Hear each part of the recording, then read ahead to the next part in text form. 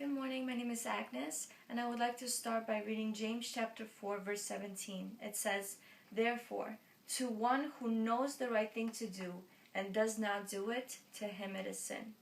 Now, it's the week right after Super Bowl Sunday, and as you may know from my previous speech, that Super Bowl and large sporting events really bring in a lot of sex trafficking. In 2011, there were more than 100 people who were arrested for prostitution during Super Bowl. In 2012, 68 commercial sex arrests were made during Super Bowl, and at least 2 human trafficking victims were rescued. Thank God for that. Last year, in 2013, Operation Innocence Lost made 85 arrests in the week leading up to the Super Bowl. And they charged 2 men with sex trafficking, and they rescued 5 women who were brought in to prostitute against their own will. And now this year, actually yesterday, a friend of mine posted a report from cliffviewpilot.com, and in bold letters, she tagged me in the report, and in bold letters it said, FBI, 16 kids recovered.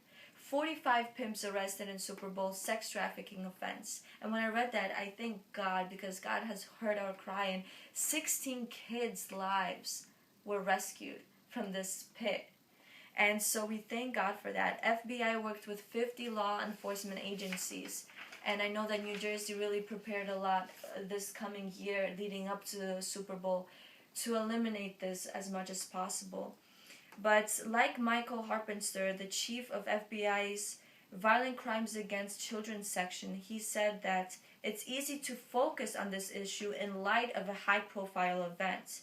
But the sad reality is, this is a problem we see every day in communities across this country. And it is really sad, because a lot of the sex trafficking victims are minors. They're just children. It's said that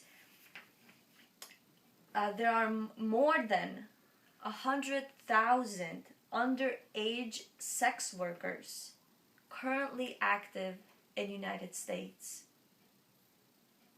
These are just minors. 1 out of every 5 pornographic images is of a child. And this next one really struck my heart. 55% of child pornography comes from United States. 55%. Again, these are children. This is happening here in America. America was supposed to be land of the free. And this is what we're giving out to the world. This industry grosses about $9.5 billion annually in America alone. It's $32 billion worldwide on top of that. If we know that this is the right thing to do, to rise up, to pray, to bring awareness to this issue in our circle of influence, whether it's schools, whether it's colleges, in our families, in our friends, in our homes, let's do so. I want to point you to a website, sharedhope.com, where it has a map of each state, and you can see what letter grade, based on different reports that they have made, to see how is your state doing with the law enforcement of, for example, protecting a minor. What are their penalties for a sex offender? And so you can go online and you can see what you can do in your state, in your community.